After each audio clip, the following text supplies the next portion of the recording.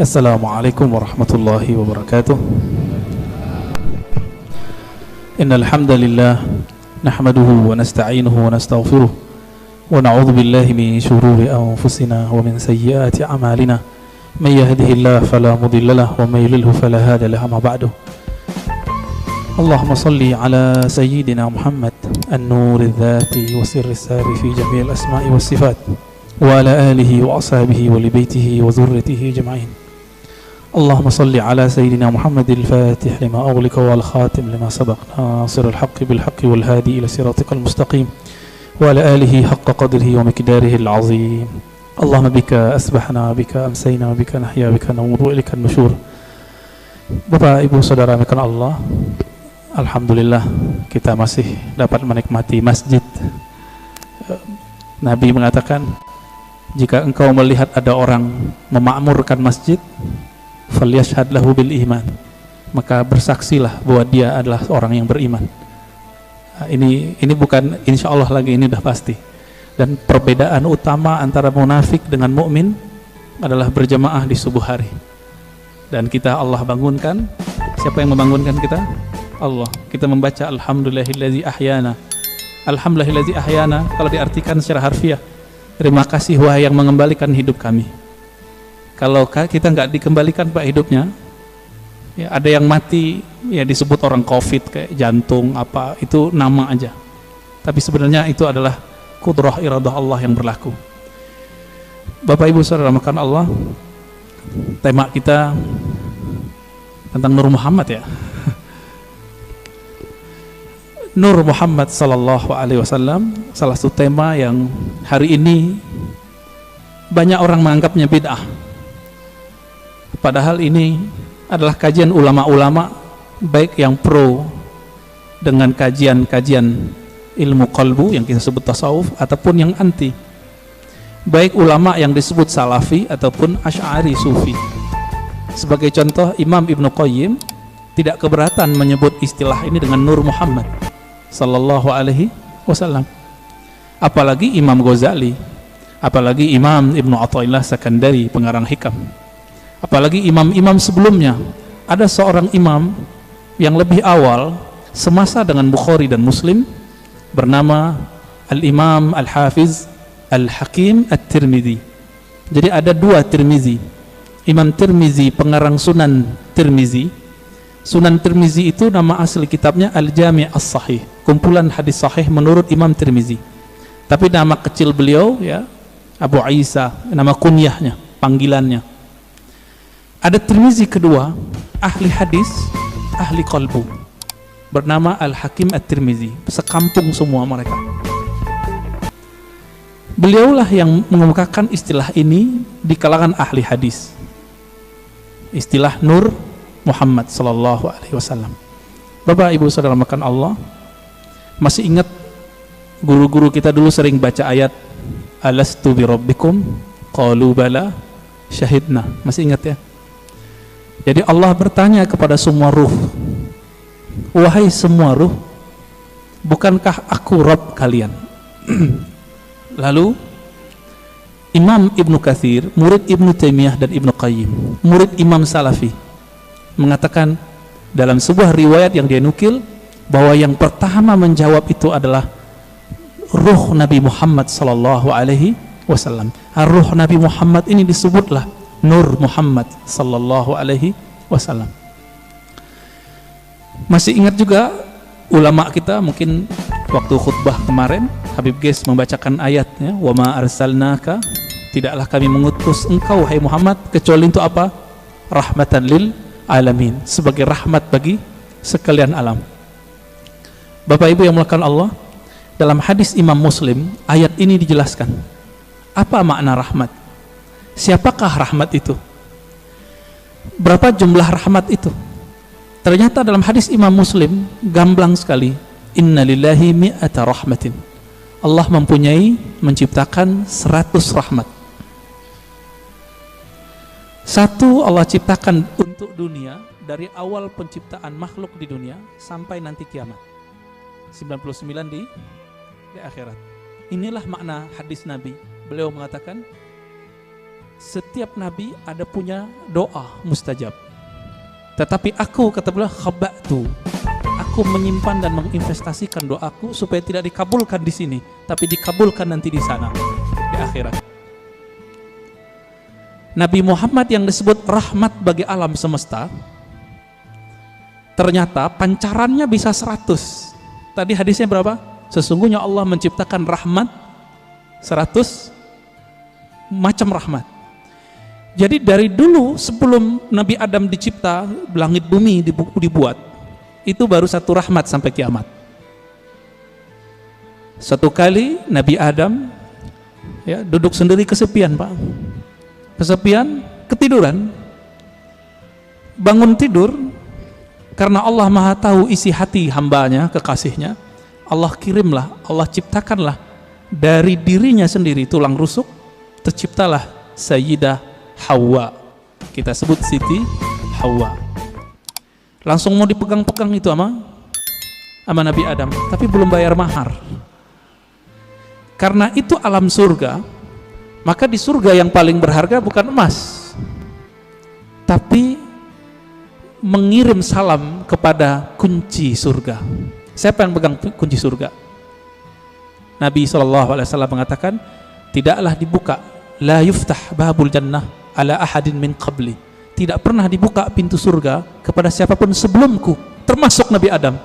Bahkan sebelum Nabi Adam dicipta, jika belum ada Nabi Muhammad namanya disebut, itu nggak bisa dibuka. Akhirnya Nabi Adam melihat ke atas, Jannatul Firdaus itu di samping Sidratul Muntaha, luasnya tak terhingga. Dipandang ke langit, langit aras. Jadi langit itu ada dua, Pak. Ada langit yang di atas bumi, ada langit arash, disebut Illiyin. Baru dengar ya? Ada langit lagi di atas itu. Itulah makom para nabi-nabi nanti di sana. Ketika Nabi Adam memandang ke arash, terlihatlah di singgasana arash itu. Jadi arash itu artinya singgasana, istana. Terlihat di situ nama La ilaha illallah Muhammadur Rasulullah. Maka Nabi Adam ketika ditanya oleh Allah, mana maharmu wahai Adam? Beliau bersalawat kepada yang ada namanya, Allahumma salli ala Muhammad, atau di riwayat lain sallallahu ala Ahmad. Allahumma salli ala Ahmad, karena belum lahir fisiknya disebut Ahmad.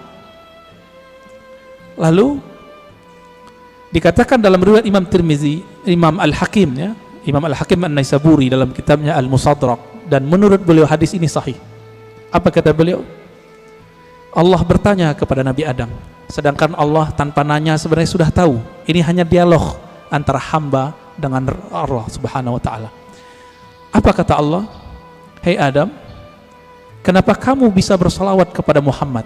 Kamu tahu dari mana Muhammad? Jawaban Nabi Adam, ya Rabb, ketika aku memandang ke langit arasmu, aku memandang di situ ada nama Muhammad setelah namamu, maka aku pastikan, aku yakini pasti itu orang lebih mulia dariku. Lalu aku bersolawat kepadanya. Jadi lebih tua Nabi Adam atau Nabi Muhammad? Kira-kira lebih tua mana, Pak? Secara biologis tua Nabi Adam, tapi secara nur lebih tua Nabi Muhammad SAW. Lalu Allah mengatakan, laula Muhammad ma khalaqtuka ya Adam. Kalau bukan karena Muhammad itu, wahai Adam, aku tidak pernah ciptakan engkau. Nah, inilah makna karena Nabi Muhammad, Nabi Adam dapat rahmat. Kalau bukanlah karena sholawat beliau kepada Nabi Muhammad, itu tidak sah pernikahannya, dan beliau tidak dibolehkan menyentuh Sayyidatuna Hawa. Tidak ada kita hari ini. Jadi faham kenapa kita harus salawat, Bapak Ibu? Kalau kita faham ini, nggak mungkin sholawat dikit, pasti sholawatnya banyak. Berapa Pak sholawatnya tiap hari, Pak? 5 kali tak gitu ya, 5 waktu. Nah itu mah pelit itu. Orang-orang yang nanti paling gampang mengakses rahmatnya Nabi Muhammad SAW, itu orang yang paling banyak berselawat kepada Nabi SAW. Jadi Nabi mengatakan, orang yang paling dekat kepadaku, aksarukum sholatan alayya, yang paling banyak menyampaikan salam dan salawat kepadaku. Itu sebabnya ulama kita, guru-guru kita yang saleh, wali-wali Allah mulia, itu kalau salat tiap hari ada yang 313 minimal. Sallallahu ala Muhammad, sallallahu ala Muhammad. Ada yang 500, ada yang 700, ada yang 1000. Itu bukan pembatasan. Ini mereka mendisiplinkan dirinya sendiri, minimal aku zikir sekian.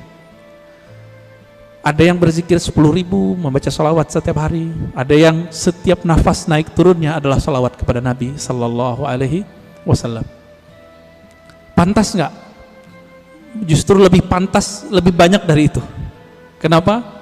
Darah ini mengalir itu karena ada salawat kepada Nabi Muhammad sallallahu alaihi wasallam. Bahkan kita mundur lagi. Satu kali Nabi sallallahu alaihi wasallam menyebutkan dalam hadis Imam Al-Hakim At-Tirmizi, ketika orang menganggap Adam lah orang pertama, maka Nabi tegur orang-orang itu dengan hadis yang diringkas oleh Imam Al-Hakim At-Tirmizi dan Imam Al-Hakim, kemudian juga Imam Abu Nuaim dan lain-lain ya. Yang riwayat ini kita pakai riwayat Al-Hakim An-Naisaburi, bukan At-Tirmizi. Apa kata beliau? Nabi SAW bersabda, kuntu nabiyyan wa Adam baina ma'in wa tin. Aku telah diangkat menjadi nabi, sedangkan Adam belum tercipta, masih tanah dan air. Bisa kebayang, Pak? Berarti Nabi Muhammad SAW sudah jadi nabi, alam semesta belum dicipta. Beliaulah alam pertama yang dicipta. Oleh karena itu dalam kalam-kalam ilhami yang didapat oleh ulama-ulama kita, ada dialog Allah Subhanahu wa taala dengan dirinya. Beberapa ulama mengatakan ini hadis. Saya teliti, ini bukan hadis yang sambung. Ini hanya kalam-kalam ilhami. Apa kata Allah taala? Kuntu kanzan makhfiyan. Aku adalah perbendaharaan yang tersembunyi. Yang disebut dalam hadis Bukhari, kanallahu wala syai'a ma'ah. Allah ada, tiada satu pun bersamanya. Rahasia, sangat rahasia. Lalu Allah mengatakan, fa'ahbabtu an u'rafa. Lalu aku ingin dikenal, aku cinta dikenal. Jadi yang boleh narsis itu cuma Allah. Yang boleh suka popularitas itu cuma Allah. Karena Allah punya rahasia, disebut kanz, kanzan makhfiyan. Aku ingin dikenal, fa khalaqtul khalqa. Aku ciptakanlah makhluk. Siapa makhluk pertama? Allah ciptakanlah apa yang kita sebut dengan tiupan pertamanya. Allah meniup. Ini jangan salah faham. Ini contoh ayatnya. Fanafakhtu fihi min ruhi. Aku tiupkan dari rohku. Allah menyebut zatnya, rohnya. Maka Allah menamakan zatnya dengan roh, ruh. Hembusannya itu menjadilah apa yang kita sebut sekarang dengan Nur Muhammad sallallahu alaihi wasallam. Tapi sebelum Nur Muhammad, Allah itu mengenalkan dirinya bahwa dialah Ahad. Qul huwallahu ahad. Jadi hadis kalam ilhami tadi semuanya ada di surat Al-Ikhlas ketika Allah mengatakan qul huwa. Kenapa bukan Allah dulu tapi huwa dulu? Dalam tradisi bahasa Arab, kata yang zahir mesti lebih awal daripada kata ganti. Huwa artinya dia. Apa arti dia? Ini kata ganti. Allah nama yang zahir. Oleh karena itu Imam Abdul Qahir Al-Baghdadi, Imam Ahlus Sunnah mengatakan, kalau ayat ini dimulai dari huwa, bukan Allah, seperti ayat kursi Allahu la ilaha illa hu, berarti huwa itu bukan nama ganti. Huwa itu adalah nama asli Allah Subhanahu wa ta'ala. Disebut nama zahir juga, Pak, nama yang nyata. Huwa itu bahasa Arab artinya dia. Bapak kalau sebut dia dalam bahasa kita, maknanya mirip dalam bahasa Arab. Saya bilang dia, orangnya tampak nggak oleh mata? Ya. Tadi saya ngobrol sama beliau nih. Kita cerita tentang Habib Qais, beliau khutbah. Kelihatan nggak sekarang orangnya? Enggak. Berarti tidak terlihat oleh fisik. Maksud dari kata dia, Allah itu tidak bisa dicapai oleh pandangan fisik, pendengaran fisik, semua yang berkaitan dengan indrawi. Itulah makna huwa. Oleh karena itu ulama kita yang ahli qalbu sepakat huwa nama Allah. Jadi jangan heran nanti ketemu kiai-kiai Betawi lama, kiai-kiai Banten, kiai-kiai Jawa lama, kiai-kiai Sumatera, mereka berzikir hu Allah. Hu itu surat Al-Ikhlas itu, Pak. Bukan bid'ah, diambil ayat itu huwallah. Bid'ah nggak tuh? Ngambil dari surah Al-Ikhlas kok. Ya, kalau ada sahabat kita yang mengatakan bid'ah, mungkin pensyarahan ini belum sampai kepada beliau. Kitab-kitab mengenai ini banyak. Al-Ibda, ya, fi Madaril Ibtida, itu menjelaskan perdebatan ulama tentang zikir hu boleh atau tidak. Setelah dibid'ahkan oleh Ibnu Taimiyah, dibalas oleh yang lebih senior oleh Ibnu Taimiyah, namanya Ibnu Athaillah Sekandari. Finalnya itu boleh, bahkan disyariatkan, masyru', begitu bahasa Arabnya. Jadi jangan terjebak di situ. Huwa itulah yang disebut kanzan makhfiyan, perbendaharaan yang tersembunyi. Coba lihat Bapak Saudara makan Allah. Allah itu dalam surat Thaha berkata kepada Sayyidina Musa, "Hei Musa, innani anallah." Masih ingat? Ayat 14. Surat 20 ayat 14. Innani anallah. Sesungguhnya akulah Allah. Berarti Allah menyebut di sini nama zatnya dengan ana. Sesungguhnya akulah Allah. Maka Nabi Musa diperkenalkan oleh Allah dengan nama yang baru, Allah. Itu sebabnya orang-orang Yahudi memanggil Allah itu dengan panggilan El. Allah itu bahasa Arab, Pak. Dalam bahasa Ibrani, El. Siapa yang menjelaskan ini? Ada tokoh orientalis dari Australia, tetangga kita, namanya Arthur Jeffrey. Bisa 19 bahasa, Pak. Tapi sampai mati dia nggak percaya Quran dari Allah. Meneliti Quran, meneliti hadis, tapi nggak percaya bahwa Al-Quran dari Allah. Emang hidayah itu nggak masuk ke akal, hidayah itu masuk ke kolbu. Jadi kalau Bapak ngaji, diakal-akali, itu dalam pikirannya nolak terus tuh apa yang saya katakan dari awal sampai sekarang. Maka kalau ngaji, jadikan akal itu tunduk kepada kolbu. Kolbu itu mainnya dengan rasa. Rasa yang dipakai oleh kolbu berbeda dengan rasionalitas yang dipakai oleh akal. Banyak ya. Teman kita nggak pernah merasakan khusyuk, dia bilang mustahil khusyuk. Dia nggak pernah coba, dia bilang nggak ada. Ya, sama kayak orang nggak menikah, nggak tahu nikmatnya malam pertama, dia bilang nggak ada tuh nikmatnya nikah. Mirip-mirip begitulah kira-kira. Bapak Ibu Saudara makan Allah. Jadi ketika disebut huwallah, huwa itu adalah perbendaharaan yang tersembunyi. Lalu Allah mengenalkan dirinya menjadi Allah. Nah, proses dari huwa ke Allah ini panjang. Karena Allah ingin dikenal, maka Allah meniupkan dari ruhnya. Tiupan inilah yang disebut dengan tiupan yang bernama Ahmad. Ya, Ahmad itu cahaya yang terpancar darinya disebut cahaya Nur Muhammad. Begitu ulama kita menjelaskannya. Inti dari Ahmad itu adalah nurnya. Maka sebagaimana disebutkan dalam hadis Imam Bukhari, innallaha yanzuru ila qulubikum. Allah memandang ke sentral jiwamu. Apa sentral jiwamu? Yaitu qalbu. Qalbunya Ahmad adalah Nur Muhammad. Maka Allah pandanglah nur itu. Pernah nggak Bapak Ibu saudara makan Allah, waktu dulu kita sekolah, kita dipelototin oleh guru kita? Keringetan nggak? Keringetan ya? Atau kita baru jatuh cinta dengan seseorang, terus kita dipelototin nama dia, beradu mata, keringat dingin, Pak. Yang pernah jatuh cinta, ya, mau jatuh cinta lagi nggak, Pak? Ya, jatuh cinta tuh enak tapi capek, ya, capek di jantung itu, deg-degan terus, ya. Tapi enak, Pak ya. Kayaknya mau coba lagi nih. Berkeringat.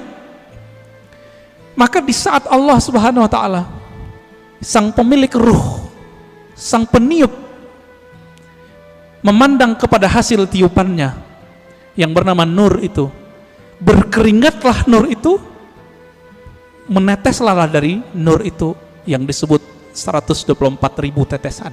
Itulah rahasianya, filosofinya, hikmahnya, kenapa jumlah para nabi dan rasul 124.000. Hadis Imam Al-Hakim juga itu. Kok bisa 124.000? Ya ini dalilnya, dalil rohaninya, dalil zawq qalbiyahnya. Yang Allah pandang apa? Nur Muhammad sallallahu alaihi wasallam. Yang itu yang Nabi Muhammad sallallahu alaihi wasallam mengatakan, kuntu nabiyan, aku sudah diangkat jadi nabi, sudah dipandang oleh Allah. Itulah kenabian beliau. Inilah yang dikatakan beliau, aku sudah jadi nabi sebelum Nabi Adam. Inilah kata-kata dari Allah Subhanahu wa taala, tidaklah aku utus engkau Muhammad kecuali rahmat untuk sekalian alam. Alam pertama itulah bernama alam, ya, tetesan itu, alam nur itu. Dan kabar gembiranya Bapak Ibu yang melakukan Allah, saudara, semoga kita termasuk bagian ini ya. 124.000 itu kan semua semua nabi dan rasul. Karena Nabi Muhammad mengatakan la nabiyya ba'di, tiada nabi lagi setelahku. 124.000 itu masih ada enggak? Masih. Tapi pangkatnya sekarang bukan seorang nabi. Pangkatnya adalah seorang wali. Ala inna awliya Allah la khaufun alaihim wala hum yahzanun. Tapi kalbunya itu warisan dari kalbunya para nabi. Inilah makna hadis al ulama warasatul anbiya. Ulama itu mewarisi nabi. Saya mau tanya Pak, kalau saya sebut kepada anak saya, kamu pewarisku, dia berarti keluarga saya enggak? Dia lahir dari tulang sumsum saya yang dititipkan Allah ke rahim pasangan kita. Lahirlah anak itu, secara biologis dia berhak menerima waris biologis, waris fisik. Begitu juga siapa yang kecipratan nur ini, dia disebut pewaris para nabi. Dialah sebenarnya keluarga nabi. Inilah makna hadis Nabi ketika ditanya, bagaimanakah cara salawat kepada engkau hai Muhammad, hai Rasulullah? Apa jawaban Nabi? Qulu Allahumma salli ala Muhammad wa ala ali Muhammad. Katakanlah hai sahabatku, ya Allah sampaikan salam, rindu, sayang, cinta kepada Nabi Muhammad dan keluarga Muhammad. Jadi siapa keluarga Muhammad? Terbagi dua. Ada keluarga nasab, ada keluarga sanad. Siapa keluarga Muhammad sallallahu alaihi wasallam? Dua. Ini kan enggak Habib semua nih. Habib paling Habib guys doang ya. Ya. Habib fulan, ya. Mereka dapat kemuliaan menjadi Habib. Bapak menyesal enggak? Protes nggak kepada Allah? Kok nggak terlahir sebagai Habib? Protes nggak Pak? Nggak boleh protes kita. Ya, kenapa dia terlahir sebagai Habib? Kenapa kita tidak? Itu ada rahasianya di alam tadi. Kenapa hari ini ada orang beriman, ada yang tidak? Itu rahasianya di sana semua. Kenapa orang sekarang ada yang jadi ulama, ada yang menjadi ubaru? Ya, Bapak ini ubaru Pak ulama? Ubaru ya. Ubannya baru tumbuh maksudnya. Kenapa? Itu rahasianya di sana semua. Di sana semua Pak. Ketika Allah memandang kepada Ahmad Nur Muhammad ini, yang dipandangkan nurnya. Nur ini kalau menetes ke dalam kalbu kita, makanya orang-orang ini akan rindu kepada Nabi Muhammad sallallahu alaihi wasallam. Akan rindu kepada yang meniupkan roh Nabi Muhammad sallallahu alaihi wasallam. Kerinduan ini yang tak terhingga, ya, nggak ada habis-habisnya itu.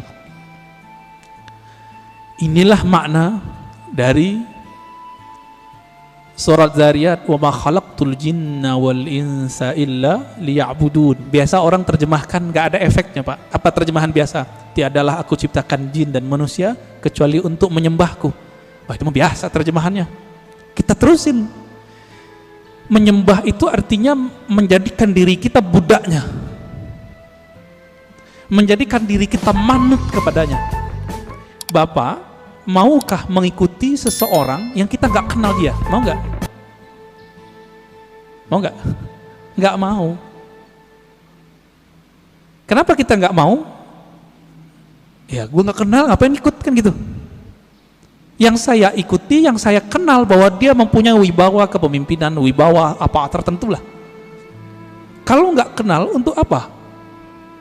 Maka makna liya'budun, tidak aku ciptakan jin dan manusia kecuali untuk menyembahku. Ibnu Abbas, ini saya sering sampaikan, mengatakan ya'budun artinya mengenal aku.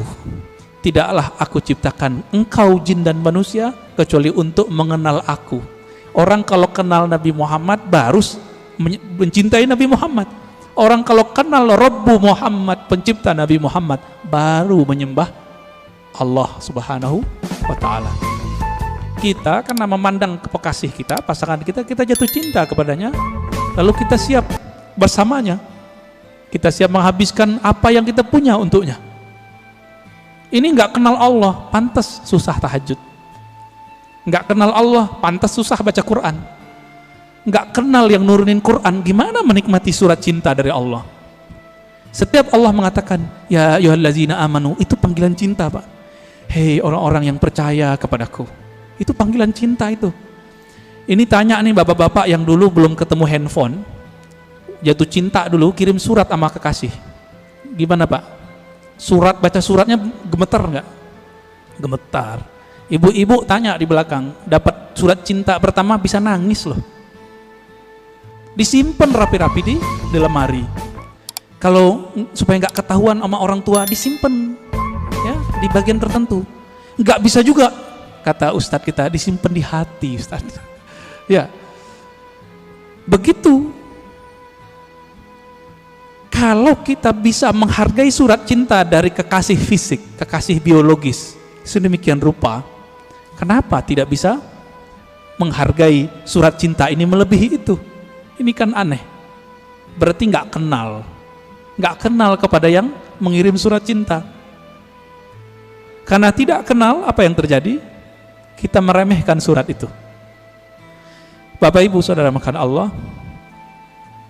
ini baru sekelumit kita cerita tentang Nur Muhammad sallallahu alaihi wasallam. Nah, Bapak itu dapat tuh pancarannya, makanya bisa sholat subuh di sini, mau bangun, dapat kepercik Pak. Cuma kepercik bagian keberapa saya nggak tahu. Itu yang ahli Nabi Muhammad dan pewaris Nabi Muhammad yang paling utuh, yang disebut Al-Imam Al-Mahdi. Hanya beliau berdua lah yang mengerti. Ini nih kita pancaran keberapa ini? Kalau emang ada, kalau enggak zombie Pak. Zombie. Bapak tahu zombie? Nah, ini yang disebut khawarij di zaman Rasulullah. Dia sholat sama kita tapi ganasnya bukan main, ya. Beda sama dia kafir, ya. Beda dengan amalannya musyrik. Berpakaian agama tapi Nabi mengatakan Al-Quran yang dia baca tidak tembus sampai ke dadanya. Nggak dapat nur dia. Nggak dapat nur. Maka dulu guru kita mengatakan orang-orang yang nggak dapat nur ini la naura fi wajhi, di wajahnya tidak ada ketenangan. Maka inilah, ini penutup untuk pengantar dari Nur Muhammad sallallahu alaihi wasallam. Nabi berdoa. Dalam hadis Imam Muslim itu dibaca ketika mau berangkat dari masjid, dari rumah ke masjid, atau dibaca saat sujud salat sunat. Allahumma ja'al fi qalbi nura. Ya Allah, tumpahkanlah nurmu ke dalam kalbuku. Wa fi sam'i nura, ke dalam pandanganku, wa fi pendengaranku, ya, basari, pandanganku, dagingku, tulangku, darahku, di depanku, di belakangku, kanan kiriku, atasku dan bawahku. Artinya kelilingilah kami dengan nur. Amalkan itu Pak, gak usah pakai bahasa Arab. Kalau hafal bahasa Arab alhamdulillah. Ketika berangkat dari rumah ke masjid, mau pakai motor, mau jalan kaki, lebih afdol kalau masih di komplek ini jalan kaki. Karena setiap langkah itu bumi ngomong. Cuma Bapak kan gak denger. Kalau Pak denger gak jadi berangkat ke masjid, dikira hantu. Apa kata si bumi? Si tanah ini mengatakan ke tanah di sampingnya, saksikan wahai tanah di sampingku, aku sedang diinjak oleh orang punya nur. Dan ini dikatakan dalam banyak hadis Nabi SAW. Aku diinjak oleh orang yang berzikir kepada Allah, yang ingin berangkat ke masjid-masjid Allah Subhanahu wa ta'ala. Beruntunglah rumah yang dijadikan masjid Allah. Beruntunglah tanah-tanah yang diinjak oleh orang-orang yang menjadi hamba Allah. Mari kenal Allah, karena itulah inti pewaris dari Nur Muhammad sallallahu alaihi wasallam. Udah 40 menit, Ustaz. Udah, tadi dipesenin belum 40 menit ya. Tafadhal.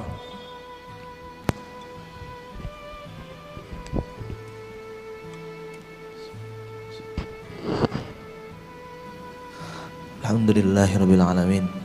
Terima kasih Abu Ya atas materinya. Dari para jamaah, Hari ini ada yang bertanya tentang mengenal Nur Muhammad SAW.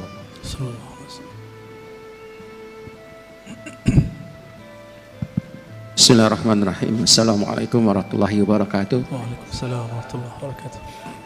Makasih Buya. Dalam. Alhamdulillah. Cukup dalam Ustaz.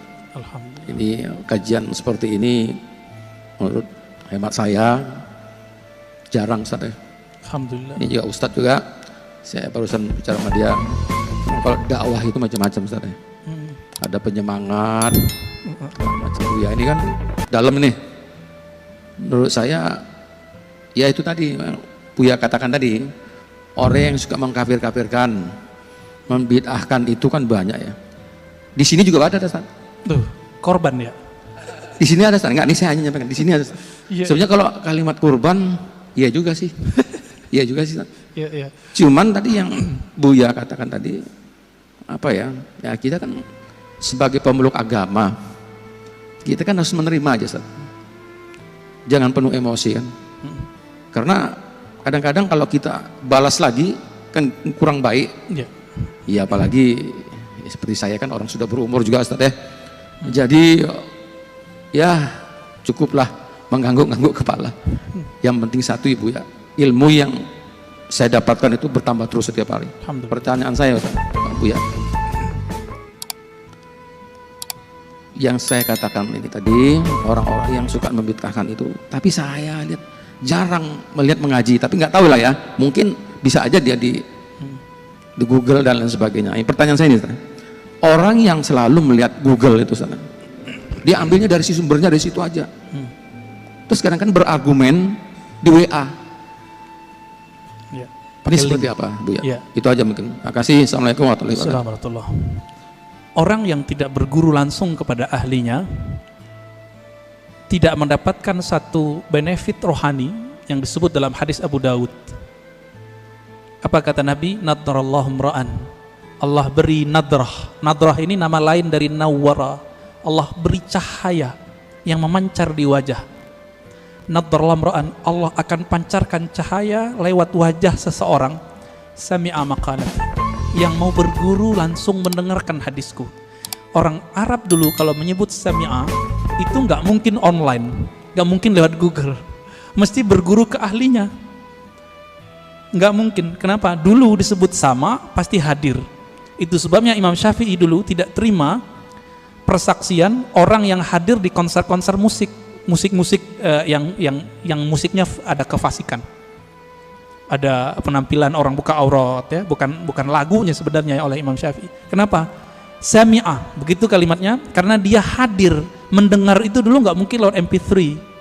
Jadi dulu orang mendengarkan musik, melihat para seniman musik itu dulu, dia sudah bermaksiat lahir batin. Bapak masih ingat kalau yang pernah ke Mesir, di Mesir itu ada tari perut, kebuka, ditonton itu Pak. Imam Syafi'i mengatakan orang yang nonton begitu gak diterima persaksiannya. Kalimat bahasa Arabnya sami'ah. Karena sami'ah artinya dulu pasti offline, pasti ketemu langsung, tatap muka. Itu sebabnya juga ya dalam hadis ini orang yang tidak mendengar langsung, gak ada nur Pak di wajahnya. Lihat aja, gak ada nadrah. Gak ada nadrah.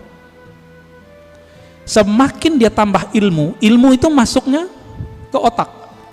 Otak ini bekerja dengan akal, sedangkan hidayah masuk ke kolbu. Beda tuh. Siapa yang mengatakan ini? Imam ahli hadis, ahli kolbu, Imam Abu Hafs As-Surawardi dalam kitab Awariful Ma'arif. Makanya banyak orang berilmu belum tentu dia punya hidayah di kolbunya. Kalau itu yang terjadi, tambah ilmu tambah sombong. Jadi kalau dengerin kajian di YouTube, di TV-TV online, TV-TV satelit, apa yang terjadi? Wah, ini bahan nyalahin orang masjid nih. Setiap kali ngaji, wah ini bahan nih, wah ini bahan. Ketika dapat link-link di Google, link-link di YouTube, wah share di grup, ini bisa untuk membantah bid'ah yang ada di masjid. Jadi niatnya selalu untuk orang, bantah orang, bantah orang, bantah orang. Yang suka bantah dari dulu siapa? Dari semenjak alam semesta dicipta, iblis. Ya, yang suka bantah itu iblis Pak. Yang suka bantah itu iblis. Makanya Nabi SAW mengatakan Ketika ada orang membantah Nabi, i'dil ya Muhammad, ittaqillah ya Muhammad. Muhammad, kamu berbuat adil lah. Loh, ada orang berani ngomong ke Nabi, engkau bertakwalah hai Muhammad, berbuat adil lah hai Muhammad. Apa kata Nabi? Akan muncul dari orang ini, akan muncul dari kelompok dia, sekelompok orang yang jika baca Quran dan Sunnah, padahal dia lancar baca Quran dan Sunnah, link-linknya lancar Pak, tapi tidak tembus imannya ke dalam kalbunya. Fa idza laqitumuhu faqtuluhum. Wah, ini yang berat ini. Jika engkau bertemu mereka, maka kalimatnya gimana cara terjemahan ini Ustaz? Faqtuluhum, bunuh mereka. Loh, berat. Oh, ternyata ini hadis namanya hadisul qadha. Hadis mahkamah pengadilan. Jika diperintahkan oleh pimpinan negara kita perangi orang itu, kita wajib perangi. Sama dengan hadis mengenai penghina Rasulullah, jika itu ditetapkan oleh pemimpin boleh, baru boleh, nggak boleh ustadz yang mengatakan. Jadi misalnya nih bapak nih kan dapat meme sekarang, aku penggal lehermu wahai penghina Nabi, itu orang jahil, nggak boleh ngomong begitu. Kenapa? Hadis mengenai memenggal, membunuh orang penghina Rasulullah SAW, hadisnya cuma hasan. Dan ini bertentangan dengan kisah Nabi waktu di Taif. Nabi dihina, bukan lagi dibuat gambarnya, dihina, dilempar di Taif. Apa kata Nabi? Hancurkan Taif atau selamatkan Taif? Selamatkan ya Allah, semoga keturunan mereka beriman kepadaku. Jibril datang, apa kata Jibril? Ya Muhammad, maukah engkau aku hancurkan negeri Taif? Satu kali tiup, satu kali kibas, habis Taif Pak. Karena Jibril punya sayap, sayapnya dibuka, ketutup langit dan bumi, tinggal dikibas. Tapi Nabi Muhammad bilang apa? Di sini saya tahu, tambah mengenal sosok Nabi Muhammad, ternyata beliau lebih berkualitas tinggi dibandingkan Jibril. Apa kata Nabi Muhammad? La ya Jibril, nggak boleh ya Jibril. Kenapa? Nabi Muhammad itu induk alam semesta, karena beliaulah Adam ada, alam ini ada. Kalau seorang ibu, maukah anaknya dibunuh? Maukah Pak? Anaknya dibunuh? Nggak mau. Nabi meskipun melihat anak-anak rohaninya ini, pancaran-pancaran dari dirinya ini, belum kenal dia, beliau nggak bilang hancurkan ya Allah, enggak. Itulah orang tua sejati, orang tua rohani Nabi Muhammad SAW. Ya, Jibril nggak sabar Pak, pantas toh Jibril nggak jadi Nabi di sini. Ya, udah mulai paham siapa Nabi Muhammad SAW. Maka saya tanya kepada orang yang ingin menggal pembuat karikatur Nabi. Ente jangan kira saya tidak emosi. Saya emosi dengan orang yang buat karikatur Nabi.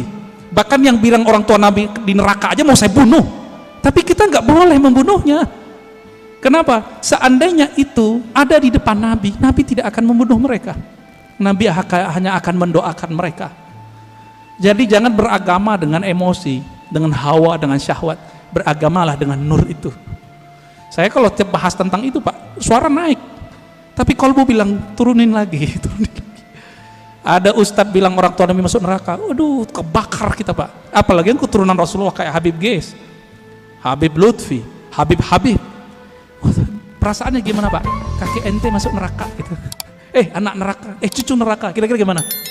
Nggak punya perasaan mereka itu. Oh hadisnya sahih, iya ini hadis sahih. Secara sanad, matannya tidak. Ilmu hadis itu bukan hanya ilmu tahu ini sahih tidak sahih, tapi juga ilmu tentang matannya. Ilmu matan hadis, wajib belajar akidah. Maka ciri-ciri orang yang menyimpang dari Ahlus Sunnah, membaca hadis tidak dengan kaidah akidah Ahlus Sunnah, fikih Ahlus Sunnah, dan ilmu tasawuf Ahlus Sunnah. Menyimpang dari itu, jadinya kayak mereka itu kurang ajar sama Rasulullah Sallallahu Alaihi Wasallam. Gimana Tad? Udah Tad? Baik. Bismillahirrahmanirrahim. Ustaz, kita tanyakan dari akun YouTube An-Nabawi TV Ustaz. Jadi ada yang menyimak sekitar 70 situs yang nyimak streaming ini. Ada yang bertanya, Buya, bagaimana kiat dan syarat supaya kita mendapatkan syafaat Rasulullah Sallallahu Alaihi Wasallam? Terima kasih Buya atas jawabannya. Assalamualaikum warahmatullahi wabarakatuh. Ya, bagaimana kiat mendapat syafaat Nabi Sallallahu Alaihi Wasallam? Nabi itu syafaatnya macam-macam. Ada syafaat spesial, ada syafaat global. Mau yang mana? Spesial apa global? Kalau yang global, pemaksiat aja dapat. Ada di kolbunya cinta Nabi, dapat Pak. Bahkan orang yang mati belum sempat syahadat, di kolbunya ada ingin mengenal Muhammad sallallahu alaihi wasallam. Waktu sekarat Allah selamatkan dia. Allah selamatkan dia. Cuma kita kan nggak melihat alam rohani. Bapak kalau bisa melihat alam rohani, Bapak bisa lihat tuh orang-orang yang kata kita kafir, tapi sebenarnya dia udah lama mencari tentang sosok Nabi Muhammad. Dia itu Allah selamatkan itu. Ya, ada orang yang pakar di sini, bisa pulang pergi Pak ke alam itu. Cuma kita nggak boleh buka rahasia ini rahasia Allah Subhanahu wa Ta'ala. Itu syafaat yang global. Apa kata Nabi? Syafaati li ahli al-kabair min ummati. Hadis ini sahih. Pertolonganku juga didapatkan oleh orang-orang yang bermaksiat, bahkan kabair, dosa terbesar. Sebutkan dosa paling besar Pak di dunia selain syirik, dia dapat. Jadi kalau dosa aja bisa, apalagi cuma beda faham sama kawan, cuma karena beda faham hilang rahmat Allah bagi kita, ya, langsung jadi ahli nar karena cuma bid'ah. Tapi ada yang spesial. Siapa yang spesial ini? Apa kata Nabi sallallahu alaihi wasallam? Ya. Aulan nasbi aksaruhum salatan aliyah. Orang yang paling spesial nanti di sampingku, yang aku cari mereka nanti adalah mereka-mereka yang paling banyak menyampaikan salam dan salawat kepadaku. Tadi saya sudah sampaikan Pak, salawat dan salam itu mesti kenal dulu, baru berasa, baru Pak kecanduan. Kalau kita udah senang sama seseorang, kita telepon, terus kita tanya kabarnya. Ya, itu dia. Maka berselawatlah kepadanya. A'rif nabiyyak summa salli wa sallim alaih. Kenali nabimu, lalu salawat dan salamlah kepadanya. Itulah hakikat daripada mengikuti Nabi sallallahu alaihi wasallam. Pasti banyak. Dan ini jaminannya Rasulullah, bukan Ar-Razi, ya. Kalau saya nggak bisa menjamin, tapi kita punya sanad kepada sang penjamin. Nabi mengatakan kullu sanadin inqata'a ila sanadi. Semua sanad terputus kecuali sanadku. Dan ini jaminan Nabi sallallahu alaihi wasallam. Ya, tafadhal. Kalau syaratnya apa sih? Syarat kan tadi ada kiat dan syarat. Kalau syaratnya? Syaratnya Nabi mengatakan man qala la ilaha illallah khalisan mukhlisan min qalbihi aw nafsihi. Siapa yang mengatakan la ilaha illallah dengan khalis itu membuang selain Allah dari kalbunya. Itu dia. Nah, ini yang disebut min qalbihi, syaratnya dari kalbu. Dari Imam Al-Hakim katakan ya, yusaddiq qalbuhu ala lisanihi wa lisanuhu ala qalbihi. Si kalbunya membenarkan lisannya, lisannya membenarkan kalbunya. Itulah zikirnya Nur Muhammad sallallahu alaihi wasallam, yaitu la ilaha illallah. Apa arti ilah? Tiada yang berhak dicinta, disembah kecuali Allah Subhanahu wa Ta'ala. Dan Nabi adalah orang yang paling menyembah Allah karena beliau yang paling mengenal Allah. Jadi syaratnya cuma satu, kenalilah Allah, kenalilah Rasulullah. Jadi kita dengan syafaat itu tergantung seberapa kualitas pengenalan kita kepada Allah dan Rasulullah sallallahu alaihi wasallam. Ya, gitu Ustaz. Iya. Assalamualaikum warahmatullahi wabarakatuh. Assalamualaikum. Kita seringkali misalkan nih kesiangan subuh lah gitu ya. Ini gua gara-gara setan. Jadi seolah-olah setan itu lebih hebat dari kita gitu. Karena kita dikalahkan oleh setan. Kan sebetulnya tidak begitu menurut saya. Ya. Pertanyaannya adalah sebetulnya nur yang ada pada kita ini dengan kekuatan setan itu seperti apa sebetulnya? Ya. Karena kita seringkali tuh nyalahin setan. Sehingga yang ada nyesel. Kan mestinya ya Allah kenapa saya tidak bisa bangun subuh? Betul. Artinya dosa apa? Jadi kan lebih manfaat ketimbang nyalahin setan. Karena setan disalahin malah ketawa-ketawa aja, kata setan bukan gua, dasar lu aja malas kali. Iya. Bagaimana memahami antara tadi kan nur kita ini kan kelasnya kelas mana kita nggak tahu nih. Iya. Cuma seperti apa supaya kita tidak merasakan walaupun misalkan terlambat subuh, yang namanya terlambat kan jarang-jarang, bukan tiap hari gitu kan. Nah bagaimana kita merasakan supaya walaupun terlambat kita nggak merasa sedih lah gitu. Iya, masih ada hiburannya. Syukran. Assalamualaikum pengen dihibur Pak ya. Iya. Terkadang ada orang yang udah bertahun-tahun selalu on time subuh, bahkan in time subuhnya. Terbersit di hatinya, kayaknya di komplek ini aku yang paling beriman, aku yang paling soleh. Allah karena sayang sama orang ini nggak dikembalikan rohnya ketika azan, Supaya ketika bangun kesiangan, dia mengatakan, ya Allah, ternyata inilah yang dirasakan oleh tetanggaku yang tidak bangun subuh. Berarti alarmku tidak berefek, doa-doaku tidak bekerja. Ini adalah mutlak pemberianmu. Di situ dia bersyukur, Pak. Setiap hari besok dia mengatakan, ya Allah, tolong bangunkan aku. Jadi ada perasaan harap-harap cemas yang buat dia merasa dirinya merasa hina di hadapan Allah. Inilah makna hadis qudsi, hadis sahih. Apa kata Allah? Ya ibadi, fa illam tuznibu. Hai hambaku, jika engkau tidak merasa berdosa, tidak merasa hina di hadapanku, tidak merasa lemah di hadapanku, aku akan datangkan generasi baru yang mereka merasa berdosa. Jadi dosa itu merasa apa enggak, itu aja. Banyak orang berdosa apa enggak merasa. Lalu mereka minta ampun kepadaku, lalu aku ampuni mereka. Untung, Pak, ketika bertahun-tahun on time. Ada perasaan itu. Karena ada sebuah hadis. Ini hadis bukan untuk orang tapi untuk kita. Apa kata Nabi? 2 sholat yang berat bagi orang munafik, yaitu al-isya was subuh. Isya dan subuh, hadis Bukhari. Akhirnya setan bilang, tuh tetanggamu munafik loh. Jadi setan ini jangan salah, Pak. Setan itu pernah berdebat dengan Allah. Jadi ilmunya tinggi. Ilmunya tinggi. Nggak cukup dengan ilmu-ilmu kita yang standar. Bapak ini misalnya udah jadi kiai. Itu setannya punya ilmu di atas kiai itu. Lalu gimana? Kita harus punya perangkat senjata yang bisa menaklukkan itu. Masih ingat kisah Nabi Musa? Nabi Musa didatangi, hadis Sahih Bukhari, didatangi oleh Adam. Saya pernah cerita di sini kalau nggak salah. Oh belum kali ya, ini kan baru yang kedua ya. Apa kata iblis? Hei Musa, ente kan kalimullah, orang yang dialog dengan Allah. Ya, bilang dong ke Allah, aku mau tobat nih. Iblis pernah kepikiran mau tobat.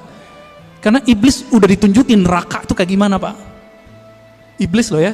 Jadi iblis aja kepikiran mau tobat. Masa orang maksiat gak pikiran tobat? Lalu apa kata Musa?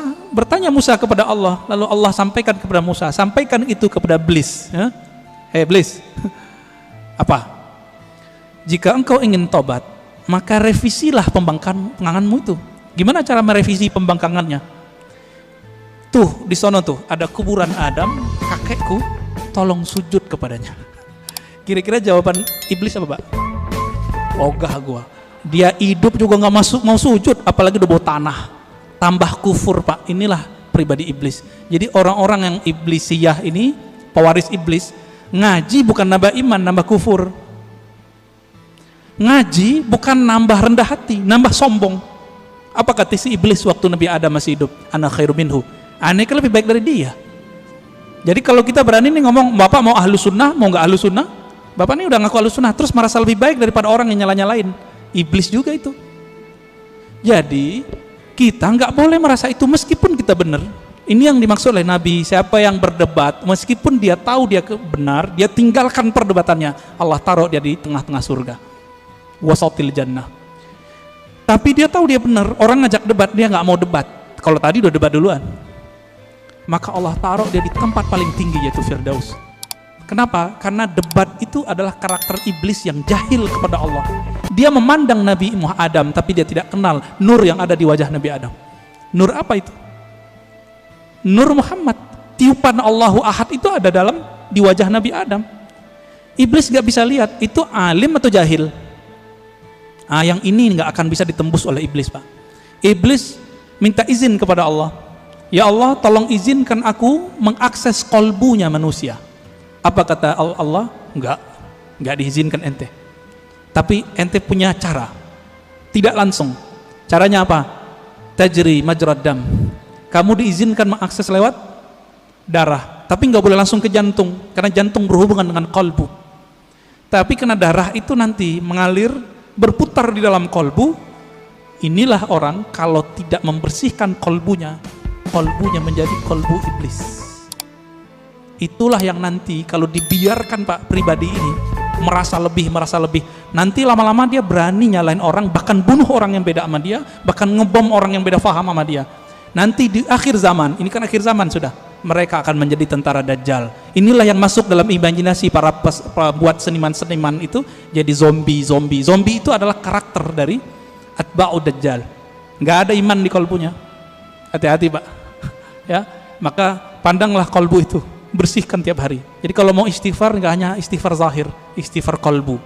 Kalau kita udah masuk istighfar kolbu, siapa aja ngomong kita dengerin. Siapa yang ngajar kita dengerin. Khotibnya nggak menarik, tetap kita doain. Tapi kalau iblis bersarang di kolbu lewat darah itu, karena dia bisa menguasai darah di mata, dia akan bilang, khotib bodoh, gitu Pak. Mulai itu. Walaupun Bapak ini ahli sunnah aswaja katanya, kolbunya sudah jadi kolbu setan. Jadi jangan heran banyak nanti dai-dai yang katanya berpakaian aswaja ahli sunnah, tapi kolbunya sudah kolbu iblis. Apalagi yang bukan ahlus sunnah. Semoga Allah melindungi kolbu kita. Amin ya rabbal alamin. Ya. Khalas. Ya.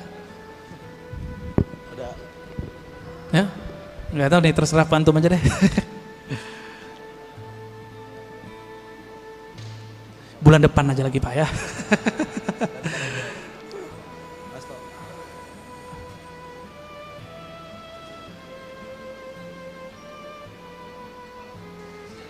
Taib. Ini ashabul yamin ini ya. Orang kanan saya Pak. Nanti Bapak harus pindah ke sini Pak. Ya, Bismillahirrahmanirrahim. Assalamualaikum warahmatullahi wabarakatuh. Assalamualaikum warahmatullahi wabarakatuh. Ini pada waktu awal tadi Pak Ustadz menjelaskan atau mempertanyakan berapa kali sehari berselawat, terus ada orang bilang sekian puluh, terus lalu ya minimal ada yang 300, ada yang 1000, malah ada yang puluhan ribu. Nah, yang menjadi pertanyaan, sebetulnya kalau ada ustadz-ustadz pernah ceramah di sini ya, bahwa Allah itu sebetulnya tidak senang yang berlebih-lebihan. Itu yang pernah saya ingat. Terus yang kedua kali, kalau orang merasa, wah saya kalau selawat bisa sekian puluh ribu, itu kan menimbulkan kesombongan.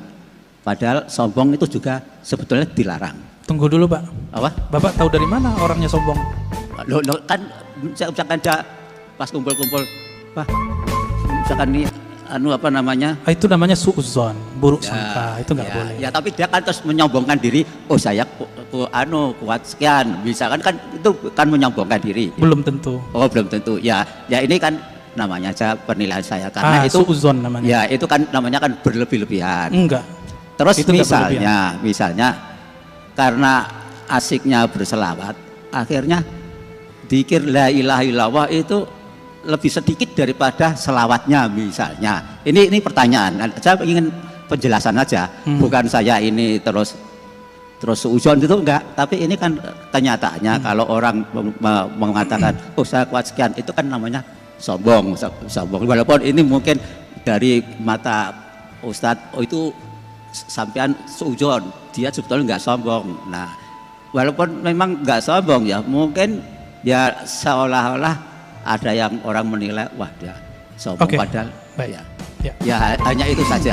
Terima kasih. Assalamualaikum warahmatullahi wabarakatuh. Saya sudah 2 kali membacakan hadis di sini. Nabi berkata, yang paling dekat kepadaku, yang paling utama spesial nanti di akhirat, aksarukum, coba terjemahin Pak, salatan alaiya, yang paling aksar, yang paling berlebih, itu terjemahan harfiahnya Pak, yang paling berlebih sholawatnya kepadaku. Berarti melebih-lebihkan angka boleh nggak? Itu disunnahkan, bukan bid'ah itu. Kalau saya ngeliat ustadz nih baca Quran bilang saya sehari khatam, apakah saya bilang dia sombong? Itu setan yang mewaswaskan kepada saya, ente sombong ini ya. Paling-paling orangnya terjebak pada ujub. Apa arti ujub? Dia kagum dengan amalnya. Itu paling banter Pak, nggak lebih dari itu. Kalau sombong sih enggak. Masa orang zikir sombong? La ilaha illallah dan salawat itu adalah akhir dari kesombongan, habis di situ. Orang kalau bilang Allahumma itu secara rohani habis sombongnya. Karena Allahumma Bapak udah nggak ada lagi sebenarnya. Ya Allah, saya ini bukan hamba yang pintar, bukan hamba yang hebat. Itu makna Allahumma. Jadi nanti kalau ada orang-orang yang banyak sholawat, jangan kita tuduh begitu. Itu was-was kita aja. Ya, itu was-was kita. Perasaan kan gitu. Perasaan apa kenyataan itu kan beda. Nah, ini mohon maaf Pak, saya harus koreksi karena ini berbahaya untuk seumur Bapak. Itu nggak boleh ada suuzon lagi. Nggak boleh sama sekali. Siapa yang masih nyimpan suuzon di kolbunya, saya khawatir su'ul khatimah nanti. Buruk sangka itu melahirkan su'ul khatimah Pak. Ini udah rumus. Udah rumus di mana-mana. Kita udah nyaksiin orang-orang yang paling banyak berburuk sangka kepada hamba Allah. Itu mati nggak bener. Jadi tolong itu dibuang itu. Ya. Jadi mohon maaf ini harus dikikis habis. Makanya suara saya harus tinggi untuk mengikis Bapak itu. Ya. Semoga Bapak tambah rajin sholawat. Ya, saingin dia Pak. Nanti Bapak adukan itu ke Rasulullah. Rasulullah, menurut saya ini berlebihan. Nanti dijawab Nabi Pak. Aulakum, yang paling utama dari kamu adalah yang paling berlebihan itu sholawatnya kepadaku. Sampai datanglah Ubay bin Ka'ab kepada Nabi. Apa kata Ubay? Wahai Rasulullah, saya jadikan sholat kepada engkau cukup 1/4 ya. Apa kata Nabi? Ya boleh. Kalau setengah gimana? Boleh. Kalau 2/3 gimana? Bagus. Kalau semua bagaimana? Wah, top, hai Ubay. Apa kata Nabi? Apa kata si Ubay? Dengan demikian wahai Rasulullah, aj'al salati kullaha lak. Aku jadikan salawatmu untukmu semua. Maka amalannya Ubay yang hafiz Quran, setiap nafasnya adalah salawat kepada Nabi sallallahu alaihi wasallam. Berlebihan enggak sahabat Nabi ini?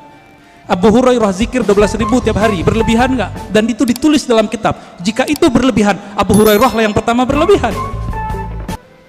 Ali Zainal Abidin, ya, cucu Rasulullah sallallahu alaihi wasallam, itu salat 1000 rakaat tiap hari. Berlebihan enggak itu? Ya? Utsman bin Affan sehari 8 khatam. Gimana ceritanya tuh? Kita coba, sehari paling bisa 2 khatam. Utsman bisa 8 kali khatam. Kecepatan otaknya di atas rata-rata itu Pak. Coba tanya sama hafiz Quran, dia paling mengerti masalah itu. Cuma hafiz Quran yang mengerti 8 khatam bisa sehari. Saya udah ketemu sama orang begitu, jadi bisa paham. Dibantah sama teman kita waktu itu, ente berlebihan, sama kayak Bapak ngomong tadi. Bukannya dalam hadis Nabi melarang mengkhatamkan Quran kurang dari 3 hari. Artinya sehari 10 juz, 30 juz. Ini kalau ngomong fikih jadi kenceng lagi nih ya. Tuh pada ketawa tuh Pak. Apa kata Nabi SAW? Tidak paham Al-Quran orang yang khatam kurang dari 3 hari. Itu Nabi lagi ngomong sama siapa? Abdullah bin Amr Abdul As, anak muda.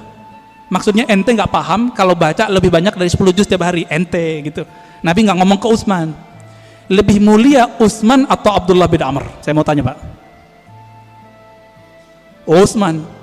Jadi ketika Nabi ngomong tidak paham Quran, orang yang mengkhatamkan kurang dari 3 hari, itu Nabi berarti nggak ngomong ke Utsman. Karena Utsman nggak mungkin pelaku berlebihan, nggak mungkin. Yang berlebihan yang haram itu adalah orang yang berlebihan dalam berdoa dan berlebihan dalam membelanjakan harta. Itu nggak boleh, 2 itu aja Pak. Adapun salawat, zikir, dan Quran, Bapak mau lebih-lebihkan, Allah belum cukup dengan itu. Ya, jadi tolong hati-hati dalam meletakkan persepsi kita, jangan ditaruh itu sebagai standar kebenaran. Mohon maaf, teguran saya begini karena saya sayang Bapak. Ya, saya sayang Bapak dan saya nggak mau Bapak mati husnul khotimah.